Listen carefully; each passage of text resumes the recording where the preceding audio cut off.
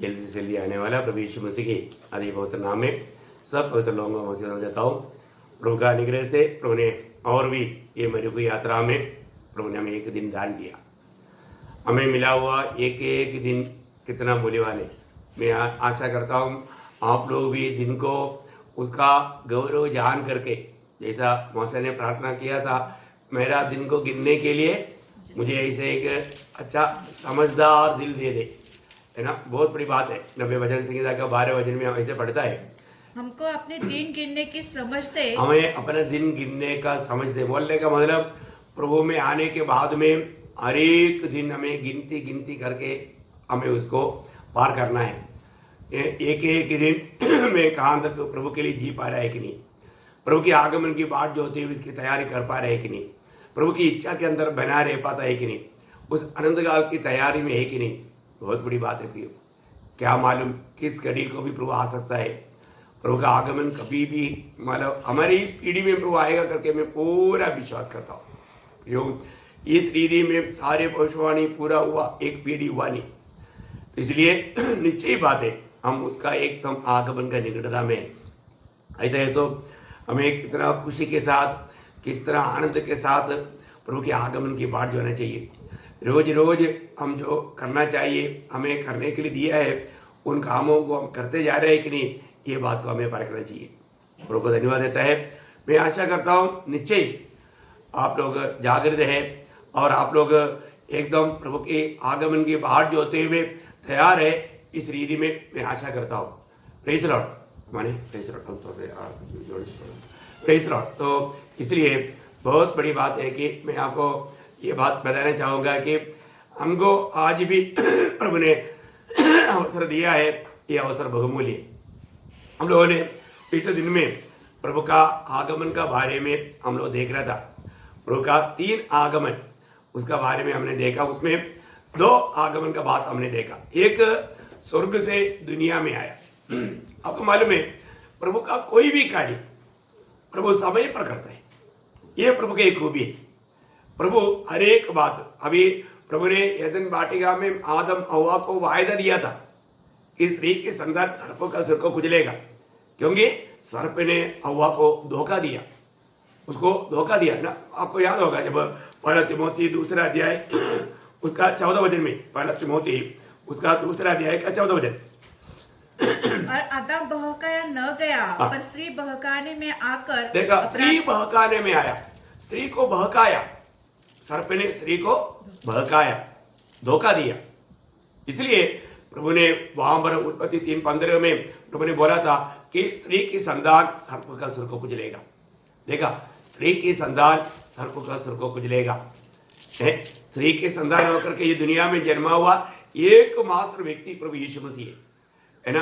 और वो भी कब हुआ, जब गलातियों 4 अध्याय उसका 4 वचन में, गलातियों 4 अध्याय का 4 वचन में लिखा है, परंतु जब समय पूरा हुआ तो परमेश्वर ने अपने पुत्र को भेजा जो स्त्री से जन्मा। देखा, स्त्री से जन्मा। देखा, उत्पत्ति में दिया हुआ वो वचन। आप देखिए प्रियो, प्रभु ने उत्पत्ति में दिया हुआ वचन कब पूरा हुआ, जब समय पूर्ण हुआ। देखा, इसका मतलब क्या है कि प्रभु का एक सच्चा समय है।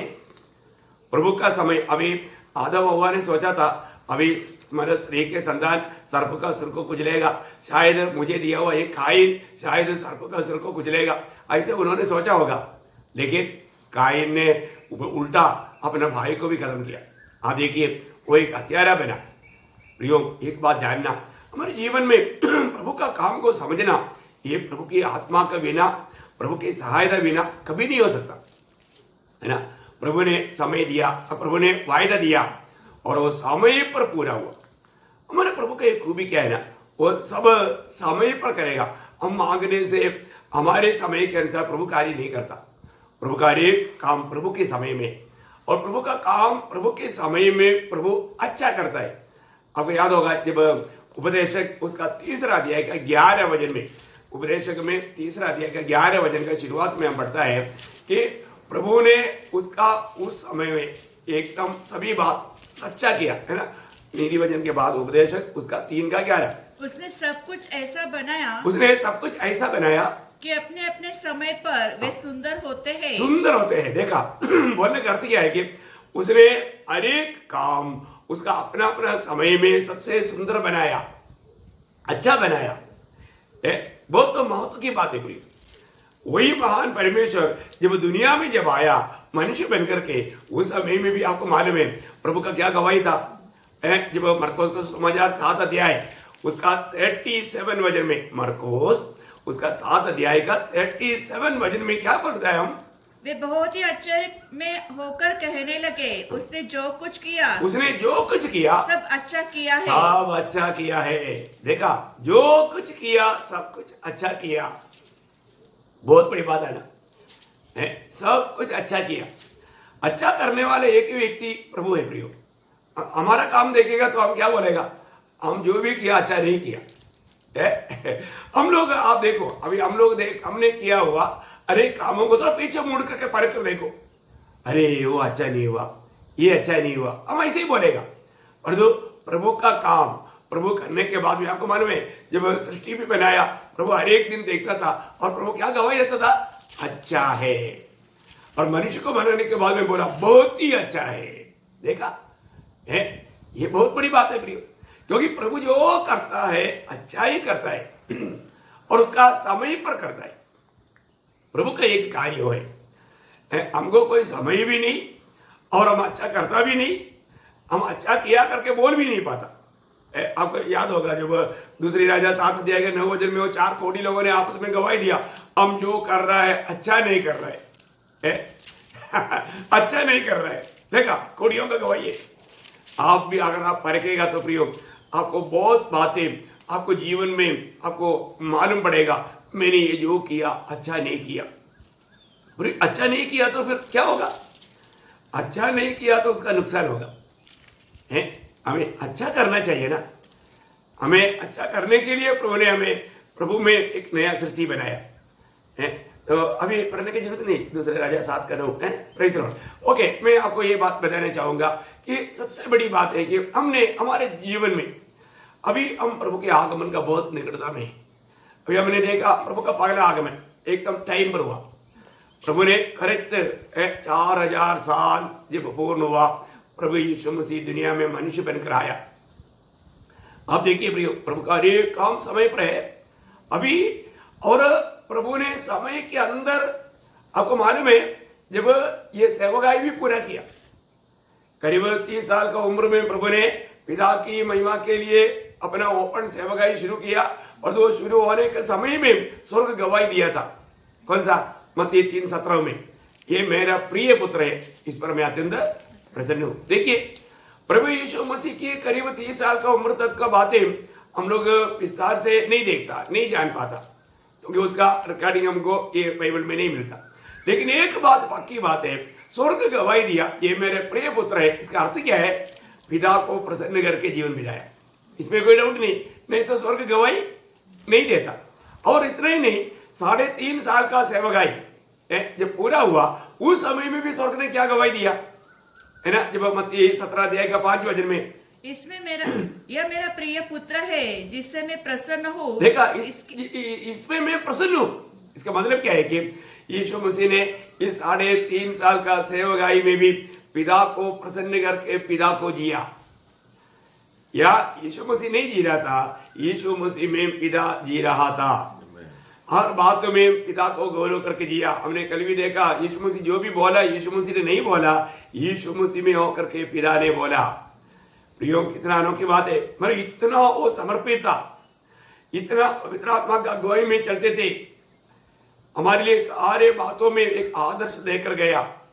इसका मतलब यीशु मसीह जो पहला जो स्वर्ग से दुनिया में जब आया, वो आगमन जिस कार्य के लिए आया, वो कार्य पिता प्रभु यीशु मसीह ने पूरा किया। वो भी अपनी इच्छा से नहीं, अपनी मनमानी में नहीं, पिता की इच्छा के अनुसार सब कुछ पूरा किया। या पवित्र शास्त्र में लिखा हुआ उस वचन के अनुसार प्रभु ने पूरा किया। यीशु मसीह का मानो ये दुनिया में जन्म से लेकर के, आपको मालूम है जब 2 तिमोथी 2 अध्याय का 7 वचन में मेरा सुसमाचार बोल करके प्रेरित पौलुस खाने के टाइम पर यह बात को भी उठाकर कहता है। 2 तिमोथी 2 अध्याय का 7 वचन, मैं जो कहता हूँ उस पर ध्यान दे।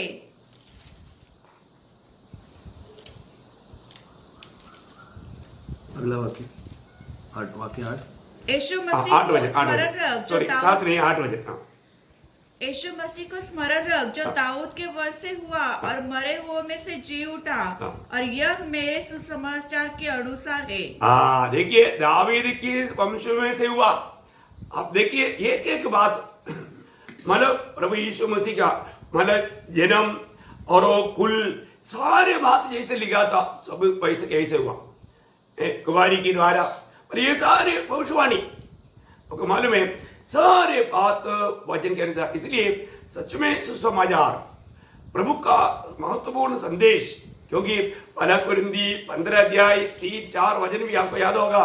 प्रेरित पौलुस मतलब जो हमारे लिए प्रभु का जीवन में हुआ हर एक बातों का बारे में पौलुस यहाँ पर वर्णन करता है। पहला कुरिन्थी 15 अध्याय 3-4। इस कारण मैं सबसे पहले तुम्हें ये बात पहुंचा दी जो मुझे पहुंची थी कि पवित्र शास्त्र के वचन के अनुसार पवित्र शास्त्र की वचन के अनुसार यीशु मसीह हमारे पापों के लिए मर गया और गाड़ा गया और पवित्र शास्त्र के अनुसार तीसरे दिन जी भी उठा। हर एक बात प्रभु यीशु मसीह में जो भी बीता प्रियो पवित्र शास्त्र के अनुसार मतलब प्रभु यीशु मसीह दुनिया में आने से पहले कई मतलब हजारों साल से पहले से लिखा हुआ हर एक बात करेक्ट टाइम पर करेक्ट डीडी में वो पूरा हुआ। अब देखिए है ना हमारे प्रभु का खूबी क्या है, वो आदि में अंत जानता है।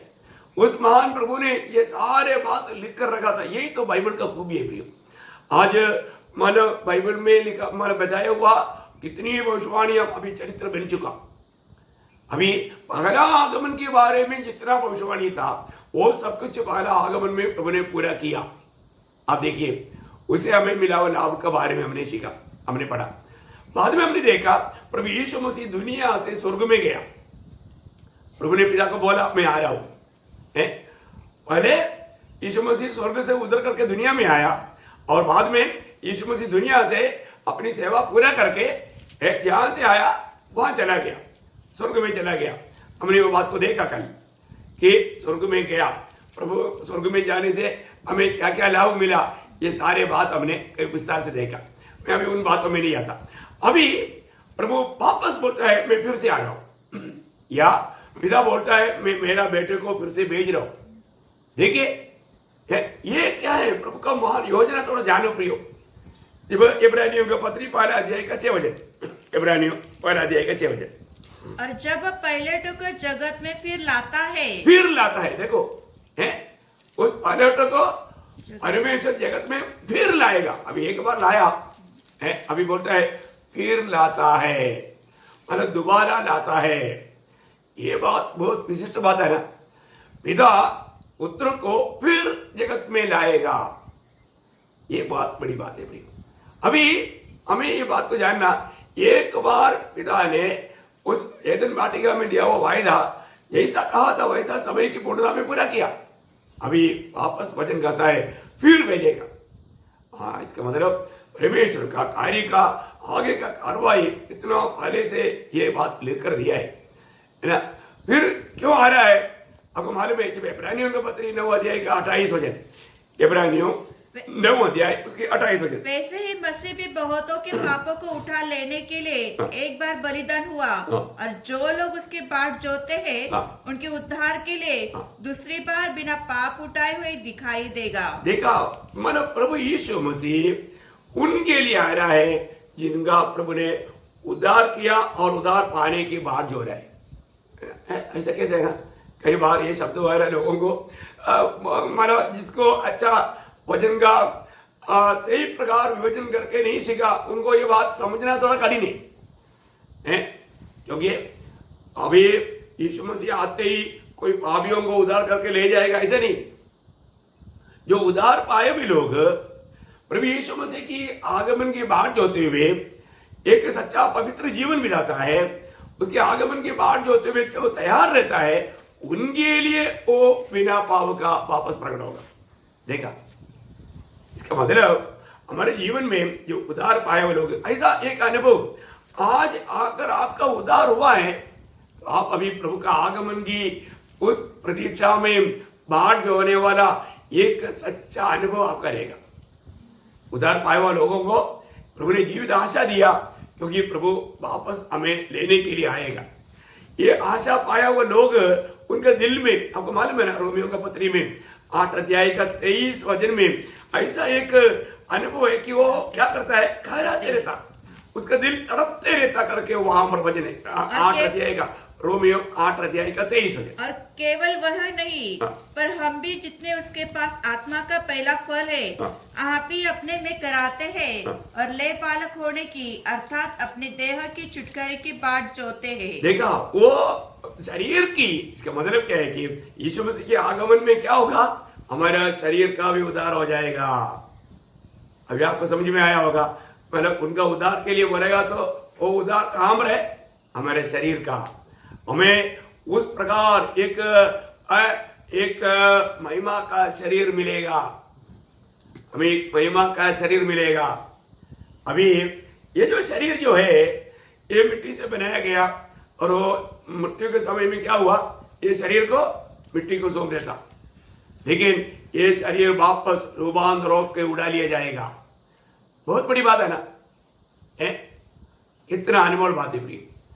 इस अभी जैसे यीशु मसीह मृतकों से जी उठा, यीशु मसीह ने कब्र किया हुआ जगह में यीशु मसीह का शरीर नहीं था, ऐसा एक शरीर हमें मिलने जा रहा है। क्योंकि आपको याद होगा जब इक्लेसियस में उसका 12 अध्याय का 7 वचन में हमारा अवस्था मृत्यु के समय में क्या होता, ये शरीर मिट्टी में मिल जाएगा। क्या बोलता है, तब मिट्टी जो के तो मिल जाएगी, मिट्टी जो के तो मिल जाएगा बोलेगा, तो हमारे शरीर की बात है। हमारे शरीर मिट्टी से लिया और वो मिट्टी के घर में रहता है, मिट्टी खाता है, आखिर में मिट्टी में मिल जाता। लेकिन जब प्रभु आएगा उस समय में हमारा वो शरीर वापस जिलाया जाएगा। क्या अनमोल बात है, आप थोड़ा सोचो प्रियो, है हमें कैसा शरीर मिलेगा, प्रभु यीशु मसीह के जैसा शरीर।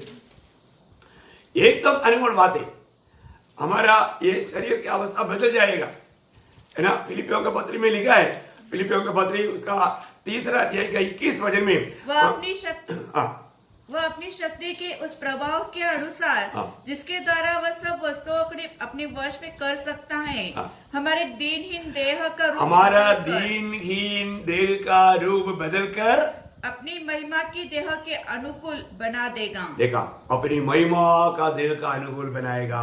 ओह कितना सुंदर बात है प्रियो, है प्रभु का उस अनुकूल, प्रभु का शरीर के अनुकूल हमको बनाएगा, है। इस कारण हम लोग मतलब प्रभु को देख पाएगा, प्रभु उसके अनुसार का एक शरीर हमको देगा। बहुत बड़ा बात है। अगर ये बात ये हम प्राप्त करने जा रहे हैं तो हमें कैसा जीवन बिताना चाहिए प्रिय, है उस प्रकार का उस शरीर मिलने के लिए चाहने वाले लोग कैसे जीवन बिताएगा। आपको याद है पहला यूहन्ना 3 अध्याय उसका 2 और 3, पहला यूहन्ना 3 अध्याय का 2 और 3 वचन। हे प्रियो, अब हम परमेश्वर की संतान हैं और अभी तक ये प्रकट नहीं हुआ कि हम क्या कुछ होंगे।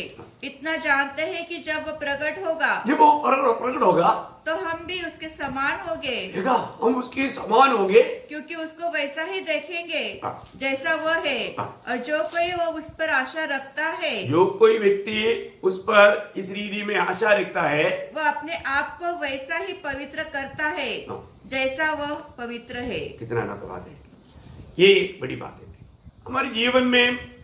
मतलब प्रभु में आशा किया वो लोग, उस आशा में रहने का एक चिन्ह ये है कि वो एक पवित्र जीवन बिताएगा। कल से बढ़कर के आज उस पवित्र जीवन की बढ़ोतरी हो रहा है कि नहीं, इस प्रकार का एक शरीर हम पाने जा रहा है। हमारा प्रभु आ रहा है, उस आगमन बहुत निकट है, तो हमें उस शरीर मिलने जा रहा है जैसा प्रभु यीशु मसीह का शरीर है। तो ये आशा किया हुआ लोगों का एक कर्तव्य क्या है, जैसा वह पवित्र है अपने आप को पवित्र रखता है। आपको मालूम है जब इब्रानियों के पत्री में 12 अध्याय का 14 वचन, इब्रानियों 12 अध्याय का 14 और 15 वचन दोनों पढ़िए। सबसे मेल मिलाप रखो सबसे मेल मिलाप रखो और उस पवित्रता हाँ। और उस पवित्रता के खोजी हो हाँ। जिसके बिना कोई प्रभु को कदापि न देखेगा।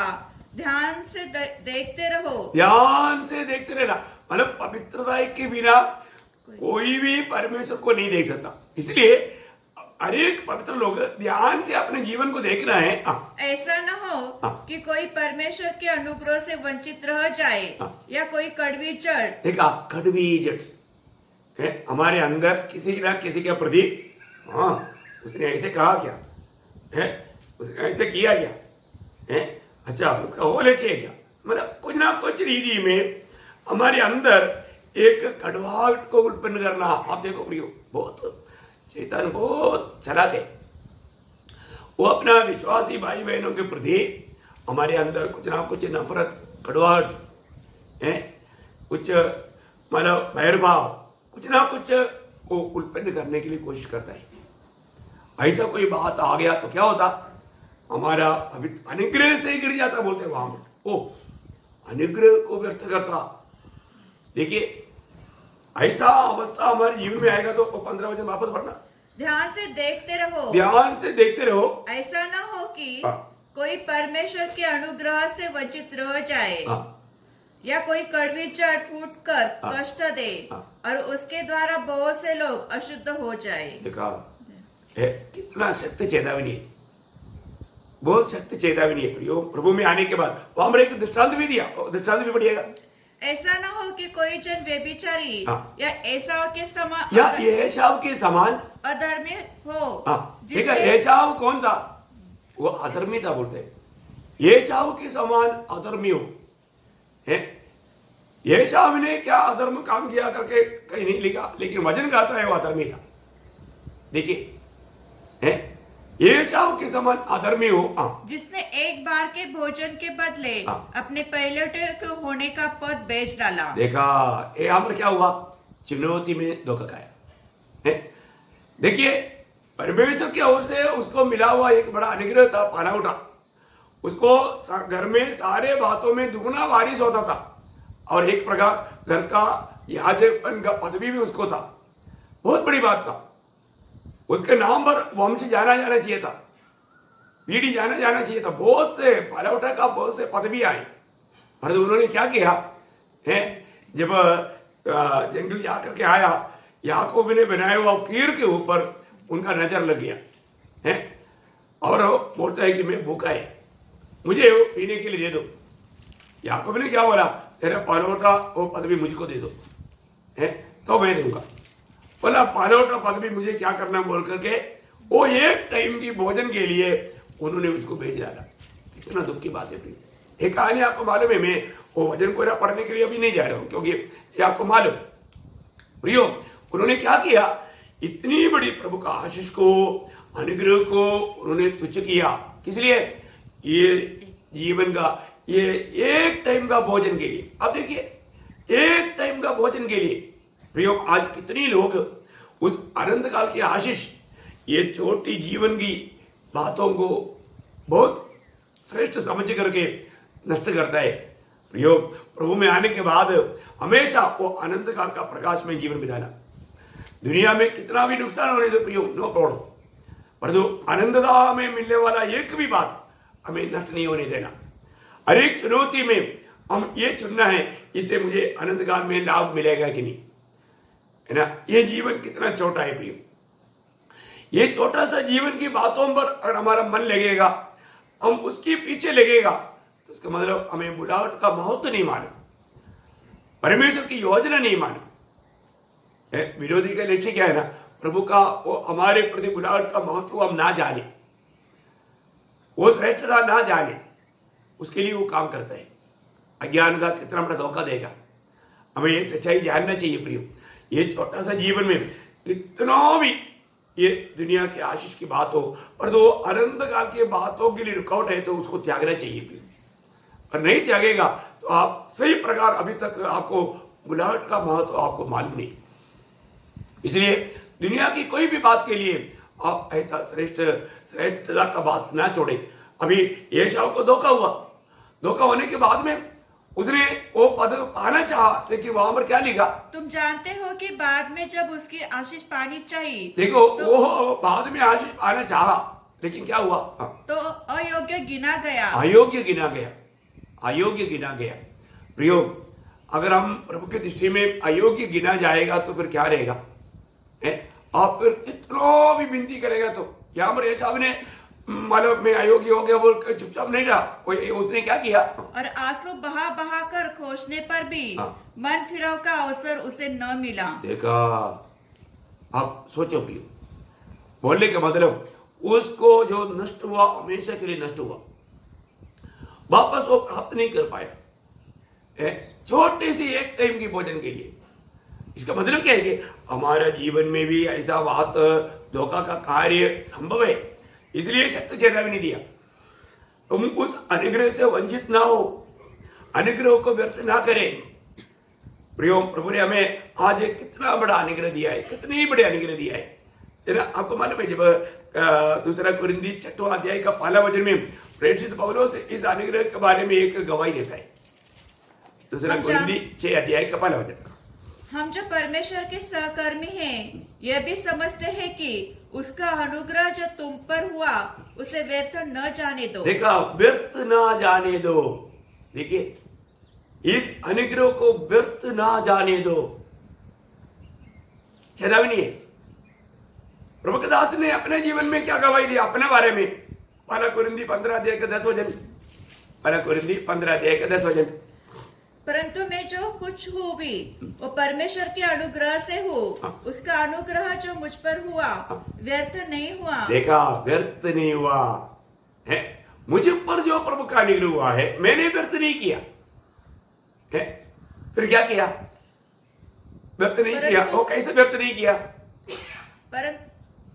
आगे बढ़ो। परंतु मैंने उस सबसे बढ़कर परिश्रम भी किया, तो भी यह मेरी ओर से नहीं हुआ, परंतु परमेश्वर के अनुग्रह से जो मुझ पर था। देखा, मतलब जो भी प्रियो कार्य करता है ये अनुग्रह कार्य करता है। हमारे जीवन में अनुग्रह कार्य करने का अर्थ यीशु मसीह कार्य किया। अनुग्रह बोलेगा तो यीशु मसीह यीशु मसीह हमारा अनुग्रह है। इसलिए अभी प्रेरित पौलुस के जीवन में वो अनुग्रह व्यर्थ नहीं हुआ है। सबसे अधिक काम किया कौन काम किया? यीशु मसीह पौलुस के जीवन के द्वारा काम किया। पौलुस का जीवन प्रभु के लिए एकदम इतना उपलब्ध था। यीशु मसीह जो भी चाहता था पौलुस के जीवन के द्वारा वो कर पाया। इस रीति में वो समर्पित था। कितना अनमोल बात है प्रियो। हम लोग अनुग्रह को व्यर्थ करता है क्या? हमें ये बात को परखना है।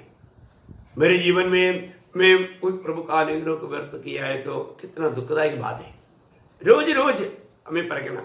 तो बोलने का अर्थ क्या है कि हमें रोज प्रभु का इतना बड़ा अनुग्रह हमने पाया, तो हमें रोज एक सच्चा पवित्र जीवन बिताते हुए प्रभु ने हमें दिया उस आदर्श पर चलना।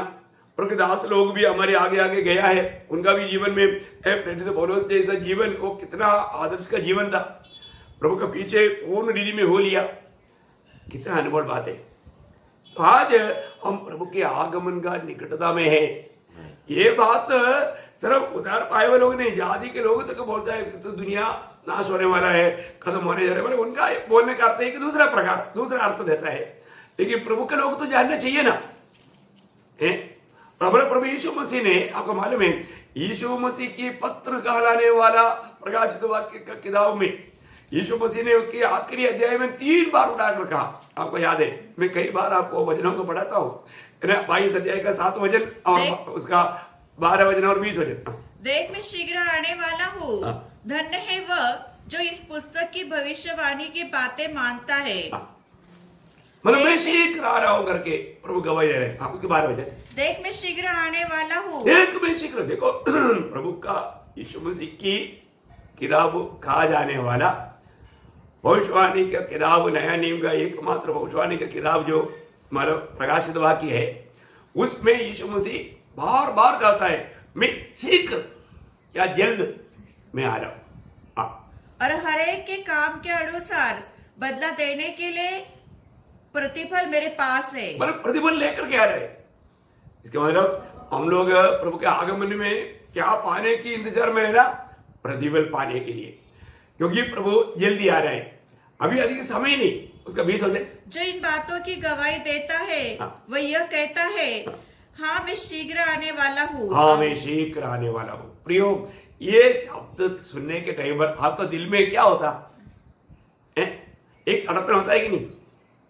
आप देखो, आपका दिल एकदम वो आनंद हो रहा है या डर हो रहा है? आप सोचो। कई लोग, बच्चे लोग दाढ़ी आ रहे हैं सुनेगा तो वो एकदम जाकर के गुफा में छुपेगा, क्योंकि ये डर है, डर है। दाढ़ी को देखने के लिए, सामना करने के लिए डर है उनको। हमारे प्रभु यीशु मसीह आने के बारे में सुनने के टाइम आपको भी डर लग रहा है क्या? है? और आपका प्रभु के साथ का सच्चा नाता है तो आपको बहुत आनंद लगेगा, बहुत खुशी लगेगा, आपका दिल तड़पेगा। ओ मैं जल्दी मिलेगा। आपको मालूम है, हम लोग जब छुट्टी जाते थे, पत्नी और बच्चे लोग इंतजार में रहते थे, वो उधर दूर से देखते ही भाग कर आते थे, भाग कर आकर के मिलाते थे। कितना अनोखा बात है। अभी कितना दिनों से हम इंतजार में हैं।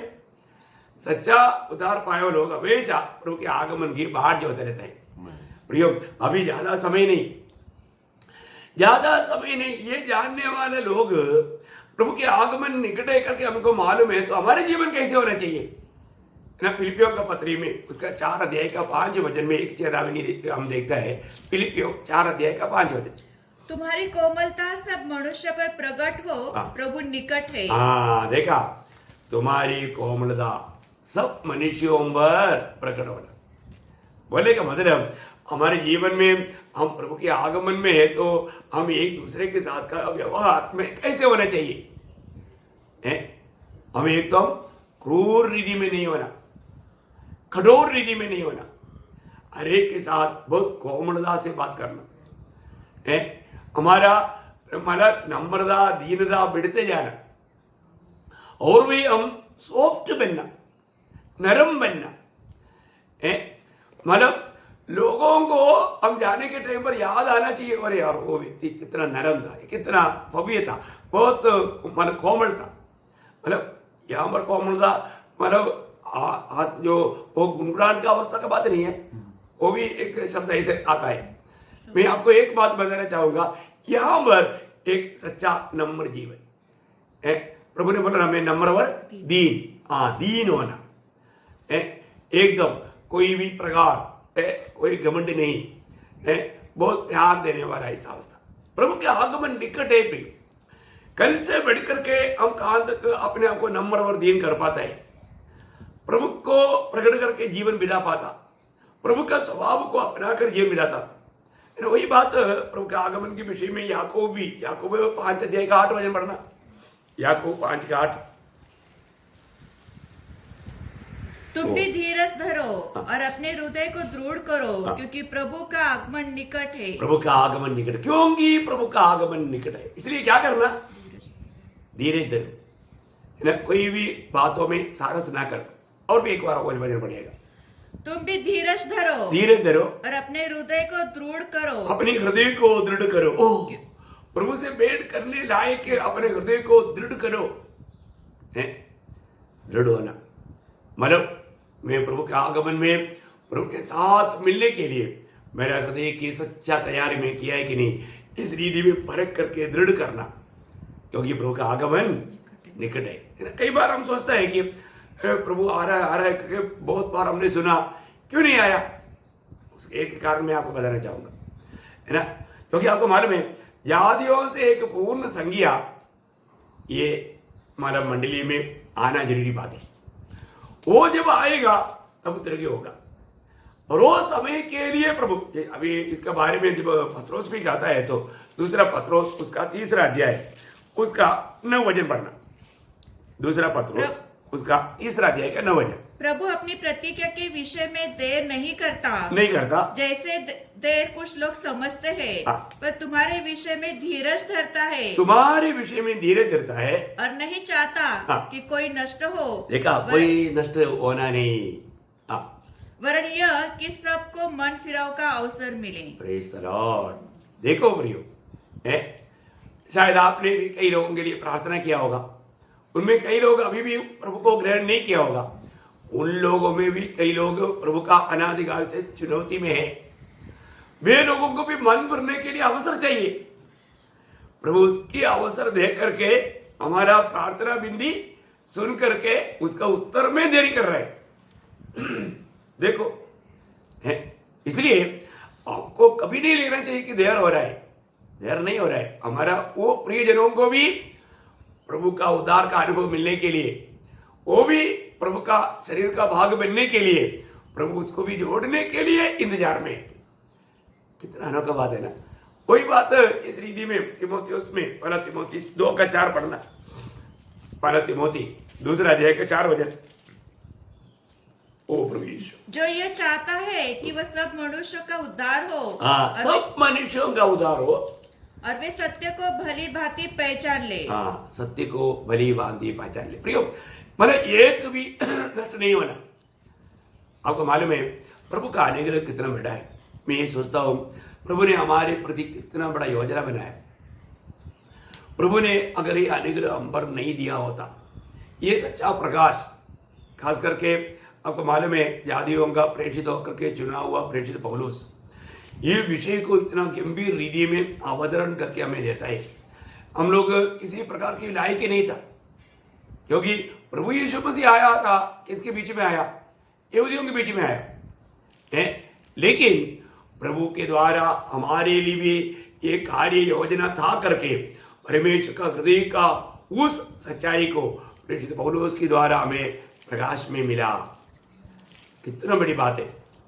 जब एफेसियों का पत्री 2 अध्याय का 14 वचन, एफेसियों 2:14। क्योंकि वही हमारा मेल है जिसने दोनों को एक कर लिया। दोनों को एक कर लिया। देखो, दोनों को मीन्स यहूदियों को और हम जातियों को। हम लोग कौन है? हम जाति के लोग थे। दोनों को एक कर लिया और अलग करने वाली दीवार को जो बीच में थी ढा दिया। हाँ, देखा। अभी यहूदी को भी अगर उद्धार पाना है तो प्रभु यीशु मसीह पर विश्वास करना है। जाति के लोगों को भी उद्धार पाना है तो एक ही काम है, प्रभु यीशु पर विश्वास करना है। और कोई भी रीति में उद्धार नहीं। ये दोनों को मसीह में एक कर दिया। क्या अनोखा बात है प्रियो, क्या कितना सुंदर बात है। हमारे जीवन में प्रभु ने हमें वो बात, उसका 3 अध्याय का 6 वचन, अर्थात यह कि मसीह यीशु में सुसमाचार के द्वारा अन्य जातीय लोग मिरास में साझी। देखा, अन्य जाति के लोग। हम लोग कौन है? अन्य जाति के लोग। देखिए, मिराज में साझी और एक ही देह की और प्रतिज्ञा के भागी है। प्रियो, एक ही देह। अभी यहूदियों से हो या यूनानियों से हो, उद्धार पाए हुआ सब लोग कौन है? एक ही देह का अंग है। कितना बड़ी बात है। मैं आपको बताना चाहूंगा प्रभु का ये महान योजना। उसका 9 वचन पढ़ना, वो 9 वचन 9-10 वचन। और जब असब पर यह प्रकाशित करूं कि उस भेद का प्रबंध क्या है जो सबके सृजनहार परमेश्वर में आदि से गुप्त था। देखो, आदि से गुप्त था। मैं कई बार ये सोचता है कि प्रभु का दास का ये जो प्रयोग हुआ ना, कितना गहरा है। मतलब परमेश्वर का दिल के अंदर का गहरी बात को भी प्रभु का दास को प्रभु ने प्रकाशित कर दिया। आदि से गुप्त था। ये किसी पीढ़ी में कोई भविष्यवक्ता लोगों को ये प्रकट नहीं हुआ, प्रेरित लोगों को ये प्रकट नहीं हुआ। प्रेषित पौलुस को पहले ये प्रकाशित हुआ। उसके बाद में फिर उन लोगों को भी उनके द्वारा ये बात समझ में आया। ये बहुत बड़ी बात है ना प्रियो। आगे, ताकि आप कलीसिया के द्वारा परमेश्वर का वह विभिन्न प्रकार का ज्ञान उन प्रधानों और अधिकारों पर जो स्वर्गीय स्थानों में है प्रकट किया जाए। देखो, बहुत अद्भुत बात है प्रियो। आज मानव मंडली को प्रभु कितना अद्भुत रीति में आनंद काल की बातें प्रकाश करके दे रहे हैं प्रभु की आत्मा के द्वारा। आज हमें ये बात को जानना है, हमारे अवस्था कहां पर था प्रियो। हम लोग किसी प्रकार भी प्रभु के निकट जाने का योग्य नहीं था। हम लोगों का अवस्था आपको मालूम है। जब वही एफेसियों 2 अध्याय का 11 वचन, इस कारण स्मरण करो कि स्मरण करो।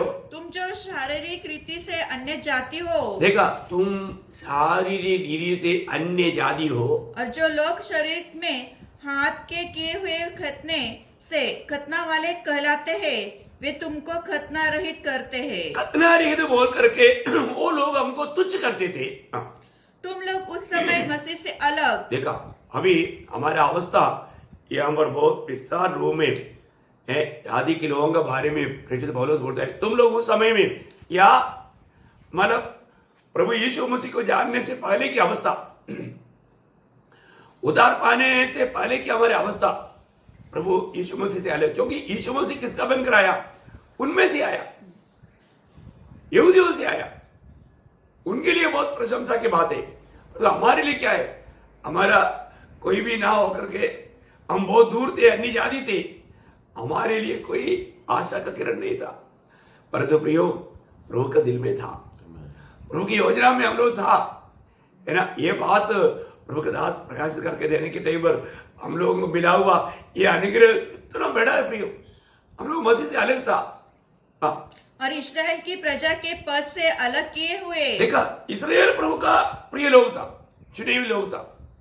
वायदा ही उनको दिया था, हमको कोई वायदा नहीं मिला था, लेकिन हम लोग उससे भी दूर थे। हाँ, और प्रतिज्ञा की वाचाओं की भागी न थे। नहीं थे। जो भी वचन मिला, वायदाएं मिला, किसको मिला? अब्राहम की पीढ़ियों को मिला, उनको मिला। जाति का हम लोगों को नहीं मिला। यीशु मसीह ने भी क्या बोला? वो पौरोहित्य का अवृत आकर के अपना बेटी का चंगाई के लिए आया तो बोला, मतलब बच्चों का रोटी लेकर कुत्ते को नहीं देता। बोला, देखा वो कौन है? जाति की अवृत। बोला नो। तब उसने बोला, स्वामी वो मेज में जो गिर जाता है ना, वो तो कुत्ता खाता है ना, वो गिरा हुआ तो खाने दो। ओ, देखा उसका विश्वास, उसका विश्वास, वही बात है प्रियो। ये कृपा युग का सबसे बड़ी बात काम नहीं, विश्वास। यहूदी लोग कामों के पीछे गया, व्यवस्था के पीछे गया, इसलिए वो लोग प्रभु का मार्ग को नहीं जान पाया। लेकिन इस कृपा युग में प्रियो, जो भी विश्वास करता है प्रभु यीशु पर, उनको मिलने वाला पद भी कितना बड़ा है। आप ये बातों को प्रभु के आत्मा में सुनेगा तो उड़ी मारेगा, उड़ी। क्योंकि हम लोगों को कोई काम करते हुए बिना मुफ्त में मिला ये उद्धार, इतना बड़ा उद्धार, कितना बड़ी बात है प्रियो। किसी प्रकार भी हम चाहने से भी नहीं मिलता, परिश्रम करने से नहीं मिलता, हमें मुफ्त में मिला। आप देखो, मुफ्त में मिला, इसलिए कोई दाम नहीं, ऐसे क्या? नहीं प्रियो, इतना बड़ा उद्धार प्रभु को अपने आप को देना पड़ा हमें बेचाने के लिए, इतना बड़ा उद्धार है। हाँ, आगे तुम लोग इस बात से दूर था। हाँ, इस पद से अलग किए हुए और प्रतिज्ञा के वाचाओं के भागी न थे, नहीं थे। हाँ, और आशाहीन, आशाहीन। ओ, और आप देखो, पर जब तक एक व्यक्ति प्रभु यीशु मसीह को प्राप्त नहीं करता, उनको आशा है क्या? नहीं प्रिय।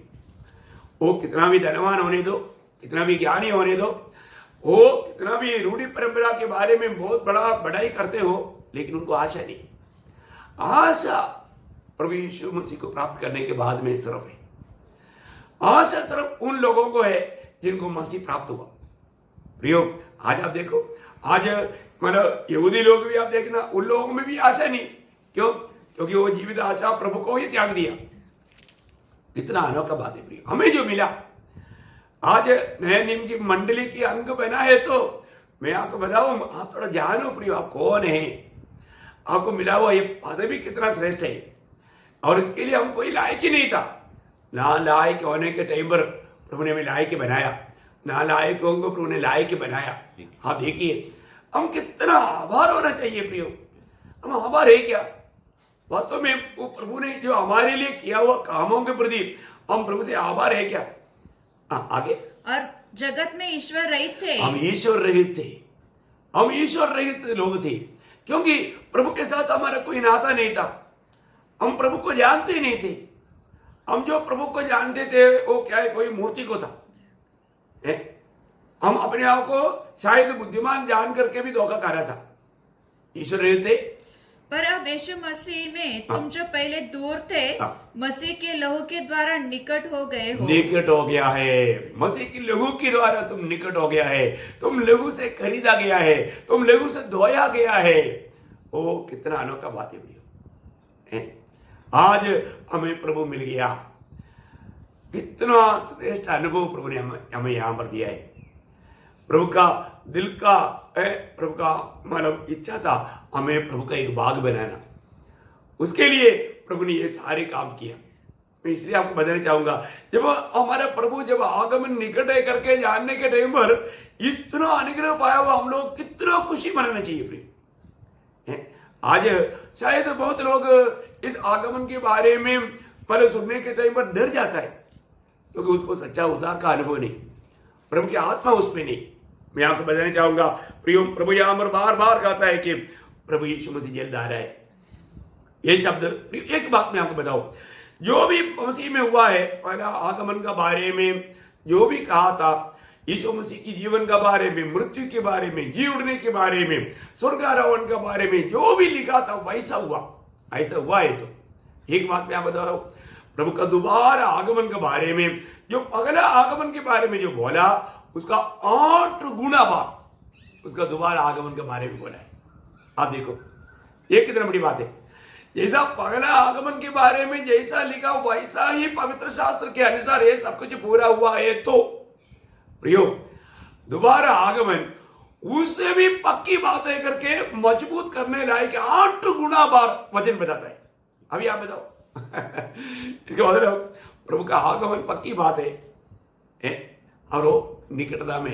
ये सब जानने के टाइम पर हमें कितना खुशी होना चाहिए, कितना आनंद होना चाहिए, क्योंकि प्रभु का इस दोबारा आगमन के बारे में जैसा अभी हमने जो इब्रानियों 12 के 6 में पिता ने गवाही दिया है, पिता ने गवाही दिया मैं उसको फिर से भेजूंगा।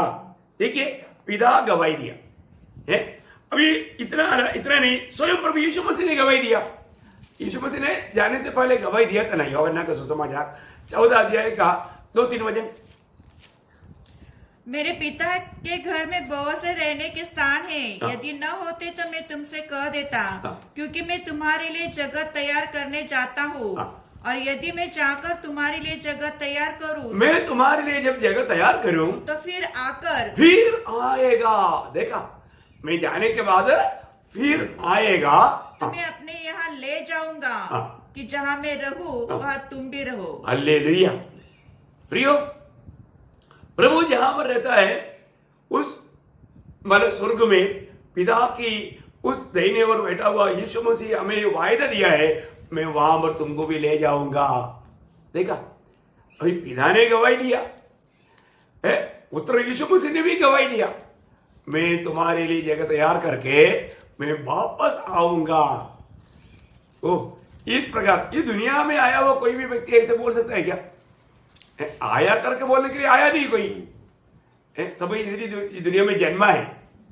आया हुआ एकमात्र व्यक्ति प्रभु यीशु मसीह आया और गया, और उसने वायदा दिया मैं वापस आऊंगा। प्रियो, बाकी कोई भी अगर आप सोचता है ये दुनिया में आया नहीं, वो दुनिया में जन्म लिया है प्रभु के द्वारा। प्रभु ने उसको ये दुनिया में जन्म दिया है, परंतु ये दुनिया में आया हुआ एकमात्र व्यक्ति प्रभु यीशु मसीह है ना। यीशु मसीह आया और यहां से गया, अभी वो वापस आएगा। यीशु मसीह ने भी गवाही दिया।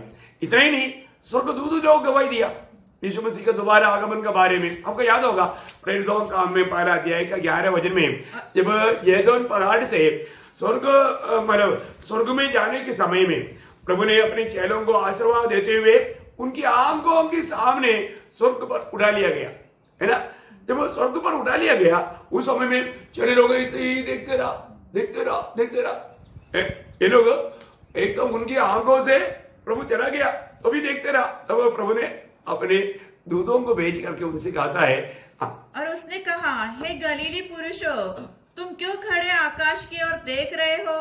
यही यीशु जो तुम्हारे पास से स्वर्ग पर उठा लिया गया है, जिस रीति से तुमने उसे स्वर्ग को जाते देखा है, उसी रीति से वह फिर आएगा। देखा, स्वर्गदूत भी बोलता है उस रीति से फिर वापस आएगा। देखिए हाँ, यीशु मसीह वापस आएगा करके स्वर्गदूत भी गवाही दे रहे हैं। आप देखो, स्वर्गदूत भी झूठ नहीं बोलेगा, पिता नहीं झूठ बोलेगा, पुत्र यीशु मसीह झूठ नहीं बोलेगा, अभी स्वर्गदूत भी बोल रहा है वापस आएगा। तो प्रियो, हमने जो आशा किया वो बात पक्की बात है। अभी चारों एक गवाही हम भविष्यवक्ता को देखते हैं, भविष्यवक्ता लोग भी गवाही दिया। अभी आपको मालूम है, पहले आगमन के बारे में वही भविष्यवक्ता लोगों ने गवाही दिया था, और उन्हीं लोगों वापस दोबारा आगमन के बारे में भी गवाही दिया है। इसका मतलब वो गवाह मतलब भविष्यवक्ता लोगों ने जो पहला आगमन के बारे में जो गवाही दिया, वो गवाही यदि पूरा हुआ है तो दूसरा गवाही भी पूरा होगा, कोई संदेह नहीं है ना।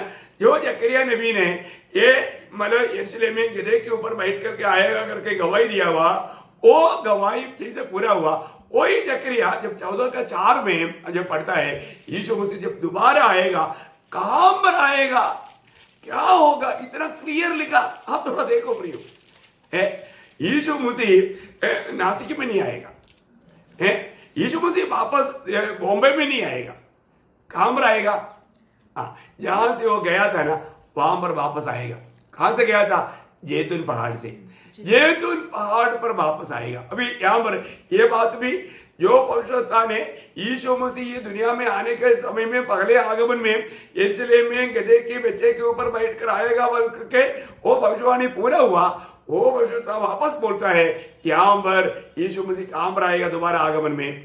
उस दिन वह जैतून के पर्वत पर पांव रखेगा जो पूर्व की ओर यरूशलेम के सामने है। तब जैतून का पर्वत पूर्व से लेकर पश्चिम तक बीचों बीच में से फटकर बहुत बड़ा खड्डा हो जाएगा। तब आधा पर्वत उत्तर की ओर और आधा दक्षिण की ओर हट जाएगा। देखा, अभी यहाँ पर यीशु मसीह की आगमन का बात बोला है, वो यीशु मसीह अपने पवित्र लोगों के साथ जैतून पहाड़ पर आकर के उतरेगा, उधर होने वाला बात है। ये कब आने वाला है आपको मालूम है? ये प्रभु का मतलब दोबारा आगमन बोलेगा तो यहाँ पर का विषय प्रकट आगमन की बात है। एक बात जानना, अभी वो बात में आऊंगा लेकिन समय के अनुसार मैं आपको एक बात बताना चाहूंगा प्रियो, प्रभु का वचन में लिखा हुआ हर एक बात कितना सत्य है। भविष्यवक्ता लोग अभी यही बात, वो आगमन में, इस आगमन में क्या होगा, प्रभु 1000 साल राज करेगा। इस आगमन में प्रभु ये दोबारा आगमन में 1000 साल, आपको मालूम है हरमोदोन लड़ाई का एंड में प्रभु का आगमन है। और ये आगमन में प्रभु क्या करेगा, जब यशायाह 32:1 लॉर्ड जीसस, देखो एक राजा धर्म से राज्य करेगा और राजकुमार अन्य न्याय से हुकुम, राजा न्याय से दुनिया का राज करेगा। मतलब यीशु मसीह की राज के बारे में बताया हुआ बात है। यीशु मसीह ये दुनिया को राज करने के लिए अभी आ रहा है। ये दोबारा आगमन है। एक बार जब प्रभु यीशु मसीह आया हमारा उद्धार करने के लिए, वो हमारे लिए मरने के लिए आया, अभी मरने के लिए नहीं आ रहा है, अभी राज करने के लिए आ रहा है। बहुत बड़ी बात है। ये सब हमें पर बहुत लोगों को कुछ बात मालूम, विस्तार से हम आगे देखेंगे। बहुत बड़ी बात है। मैं आपको बताना चाहूंगा प्रभु के आगमन हमारे प्रति कितना लाभदायक बात है। एक्चुअली यहाँ पर जो बोला वो बात मतलब मंडली के लिए नहीं, ये तो मंडली के साथ आने वाली बात है, ये भी बात में, परंतु दोबारा जो आगमन में 2 भाग है, वो बात आगे जाकर के आपको बताऊंगा। तो यह बात भी बहुत लोग इतना नहीं समझता, लेकिन आएगा, पक्का आएगा, ये वचन है। तो इसमें हम देखते हैं कि यहाँ पर इवन प्रेरित लोगों ने भी प्रभु के आगमन के बारे में बोला है। जब पहला थिस्सलुनीकियों उसका 4 अध्याय उसका 16-17 वचन, क्योंकि प्रभु आप भी स्वर्ग से उतरेगा, उस समय ललकार और प्रधान दूत का शब्द सुनाई देगा और परमेश्वर की तुरही फूकी जाएगी और जो मसीह में मरे हैं वे पहले जी उठेंगे। देखा प्रभु के आगमन में अभी क्या होगा, ये एक्चुअली गुप्त आगमन की बात है। ये प्रभु के जो दोबारा आगमन में गुप्त आगमन की बात है। प्रभु मानव इस आगमन में प्रभु में जो सो गया वो जी उड़ेगा और जो जी भी दे वो रूपांतर होकर के उड़ा लिया जाएगा। प्रियो बहुत बड़ी बात है ना। ये सब प्रेरित लोग भी गवाही दे रहे हैं प्रभु आएगा। कितना बड़ा गवाही है प्रियो। प्रभु मानव अपने वचन के अनुसार प्रभु आएगा। इवन पवित्र आत्मा भी इस बात को गवाही देता है, प्रभु के द्वारा न्याय करने के लिए प्रभु आएगा। जब यूहन्ना 16 अध्याय उसका 8 से 11, यूहन्ना 16 अध्याय का 8 से 11। वह आकर संसार को वो आकर मीन्स पवित्र आत्मा आकर के संसार को पाप और धार्मिकता पाप और धार्मिकता और न्याय के विषय में निरुत्तर करेगा। मतलब आने वाला न्याय के बारे में निरुत्तर करेगा। मतलब एक न्याय आने वाला है, ये बात के बारे में पवित्र आत्मा गवाही देता है। वो कब होगा? प्रभु के आगमन में। आगे पाप के विषय में इसलिए कि वे मुझ पर विश्वास नहीं करते, और धार्मिकता के विषय में इसलिए कि मैं पिता के पास जाता हूँ और तुम मुझे फिर न देखोगे। न्याय के विषय में इसलिए कि संसार का सरदार दोषी ठहराया गया है। आगे मुझे तुमसे और भी बहुत सी बातें कहनी है, परंतु अभी तुम उन्हें सहन नहीं सकते। सहन नहीं सकता। देखिए यहाँ पर बात क्या है ना, ये बात प्रभु यीशु मसीह पवित्र आत्मा के द्वारा प्रकट होने वाला बात बोलने के टाइम पर बोलता है अभी आगे एक न्याय होने वाला है। वो न्याय कब है? प्रभु का आगमन में। बहुत बड़ी बात है हमारे जीवन में। अभी वो न्याय भी आपको मालूम है, यीशु मसीह जब पवित्र लोगों के संग आएगा, जब जैतून पहाड़ में उतरने के बाद में यहोशापात के तट में पहले न्याय किसका है? जातियों का। जाति लोगों का न्याय होगा। जाति लोगों का न्याय किस प्रकार है? जब महाक्लेश में सारे यहूदी लोग दुनिया के तितर बितर किया जाएगा, उस समय में यहूदी लोगों को जिसने भी मदद किया, मैं आपको बोलना चाहता हूं भारत इसमें अच्छा आशीष पाएगा। क्योंकि भारत का लोगों ने जब पहले जो मतलब ये हुआ, उस समय में भी भारत का लोगों ने यहूदी लोगों को बहुत मतलब स्वीकारा, मदद किया। भारत का नेचर बहुत अच्छा है। भारत एक प्रकार विशेष प्रभु का आशीषित लोग है। प्रियो, ये दोबारा होने वाला महाक्लेश के दिनों में भी भागने वाला यहूदियों को भारत का देश उनको स्वीकारेगा। लेकिन एक बात है, कुछ लोग सताएगा भारत का भी। कुछ लोग जैसे आज मतलब बजरंग दल जैसा लोग है ना, वो लोग मतलब मसीह लोगों को सताते हैं, वैसा ये लोगों का भी खिलाफ उस समय में कार्य कर सकते हैं। बहुत अनोखा बात है। उस समय में भी कुछ लोग, इसलिए वहां पर इन लोगों को दो बात करेगा। जो लोग यहूदी लोगों को मदद किया, उन लोगों को 1000 साल का राज में जाने का मौका मिलेगा। बाकी जो लोग मतलब मदद नहीं किया, सताया, वो लोगों को सीधा मृत्यु खोल करके वो जाएगा। आप देखो कितना भयंकर बात है। ये न्याय होने जा रहा है। प्रभु का इस आगमन में होने वाला बात, ये प्रभु का प्रकट आगमन के बाद होने वाला बात का बारे में मैं आपको बता रहा हूं। उससे पहले मंडली उड़ा लिया जाएगा, वो बात अलग है। मैं आपको वो बात पर आएगा, आपको मैं विस्तार से समझाऊंगा प्रियो, है ना। हमें ये बात को जानना है। तो यहां पर न्याय इसके बाद अभी प्रभु का लोग उठा लिया जाएगा, तो उनका न्याय है। उनका न्याय यहां पर नहीं, दुनिया में नहीं। उनका न्याय सजा पाने के लिए भी नहीं, उनका न्याय प्रतिफल पाने के लिए है। और आखिरी एक न्याय होगा श्वेत सिंहासन के सामने। वो न्याय के साथ खत्म कहानी, इसके बाद कोई न्याय नहीं। वहां पर उस न्यायाधीश के सामने आने वाला एक भी व्यक्ति बेचने वाला नहीं। उनको उसका पाप का बारे में ज्ञान दिला करके शैतान और उनका दूतों के लिए तैयार किया हुआ उस नरक की आग में उनको भेजेगा, क्योंकि उन लोगों ने प्रभु यीशु मसीह पर विश्वास नहीं किया। उनका नाम जीवन का किताब में नहीं, इसलिए वो डाला जाता है। ओके, वो न्याय भी हम लोग बाद में विस्तार से देखने वाला है। यहाँ पर मैं इसलिए आपको ये बताना चाहूंगा, प्रभु का आगमन के बारे में पिता परमेश्वर ने गवाही दिया, प्रभु यीशु मसीह ने गवाही दिया, पवित्र आत्मा ने गवाही दिया, भविष्यवक्ताओं ने गवाही दिया, प्रेरित लोगों ने गवाही दिया, है ना। मंडली भी गवाही दे रहा है ना। आज मंडली प्रभु का आगमन का गवाही दे रहा है। स्वर्गदूतों ने गवाही दिया। अब देखो कितना गवाही है। ये सारे गवाही सच है प्रियो। हमारे प्रभु आएगा ही आएगा, इतना गवाही। आप देखो फिर भी लोग इस बातों पर विश्वास करने वाले लोगों की संख्या बहुत कम है, क्योंकि आजकल का दुनिया का अवस्था ऐसा है।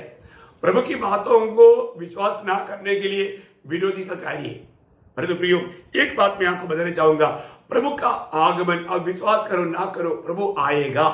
क्योंकि इब्रानियों का पत्री 10 अध्याय उसका 37 वचन, ओ लॉर्ड जीसस, क्योंकि अब बहुत ही थोड़ा समय रह गया है। अभी बहुत ही थोड़ा समय, आप देखिए अभी बहुत ही थोड़ा समय रह गया है, जबकि आने वाला आएगा और देर न करेगा। हाँ देखो, आने वाला आएगा, अभी देर नहीं करेगा। हम सब जाने वाला है और आने वाला यीशु मसीह है।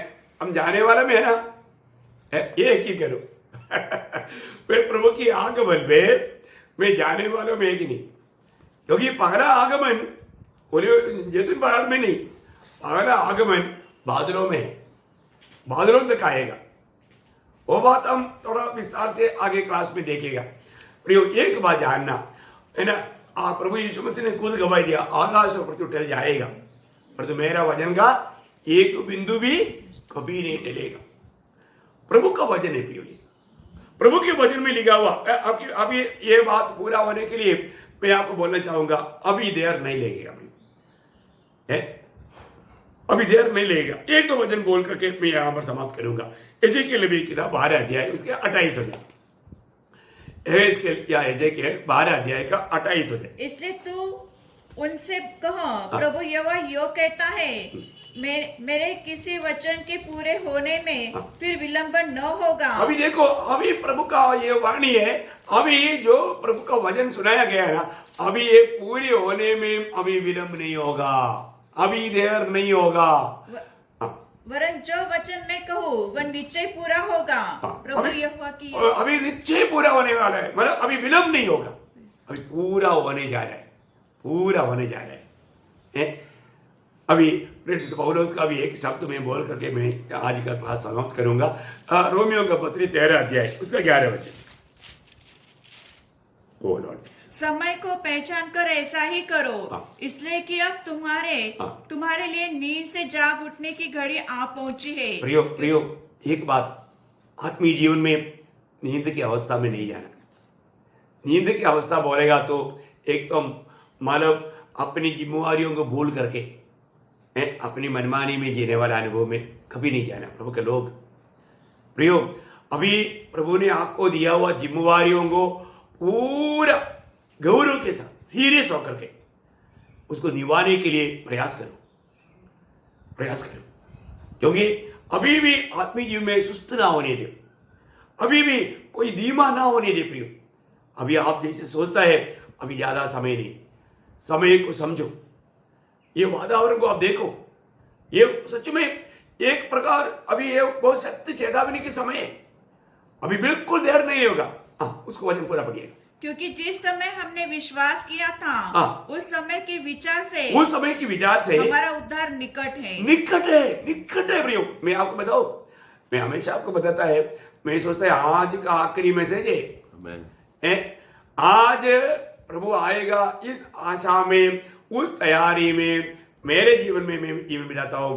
मैं आपको भी बोलता हूं, आप भी उस प्रकार तैयार रहना, पीछे ना रह जाए।